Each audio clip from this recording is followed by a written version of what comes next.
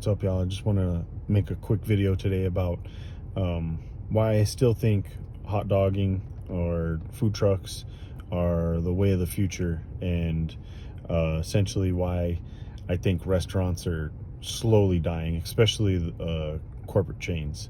So here's my take on it. So let's go. Number one reason why, what I see at least in my town, Albuquerque, New Mexico, is when these big businesses come in, they're just as quick as they're to come in and set up shop. They're just as quick to pull out when the money stops flowing.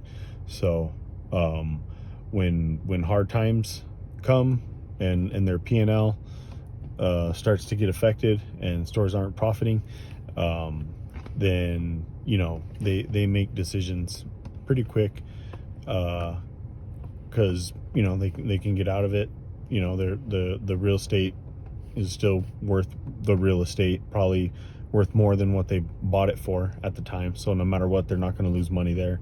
And then another reason why I see restaurants struggling right now is because of what it takes to replace equipment. Especially these restaurants that have been operating for 10, 15, 20 years. That equipment is on a majority of the time, and wear and tear, maintenance on them. Eventually you want to go and just buy a new broiler, or your air conditioner goes out.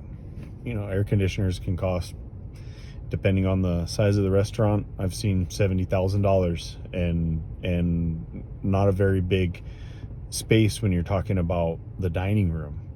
The dining room is probably only 2,200 square feet. So, but you're cooling the whole building, and the back of the house is very hot with those, with the hoods and everything. So I see prices going up crazy on not only the maintenance, but replacing products, replacing coolers, replacing anything that goes wrong. And then on top of that, you have the labor shortage, specifically to restaurants. We'll see if people go back to those jobs, but it's not worth it for people anymore with the development of Uber and all these other places where you can just make better money, if not the same, and you don't have to have the interaction with the rude people, essentially. Because I worked in restaurants for 23 years, and part of the reason I got out is because I just got tired of how people were treating us, and how rude they were towards service employees, and I couldn't say anything because I worked for a corporation. So if I said something, I'd lose my job, and I wasn't willing to do that. So but yeah, those are just a few reasons. Operating costs, equipment, labor shortage, and then like I said, in Albuquerque, at least, these corporations are quick to pull out when that money stops flowing, because they don't want to lose too much of their profits. So they close down, sell, or leave them vacant for forever. We have a lot of vacant restaurants here in Albuquerque.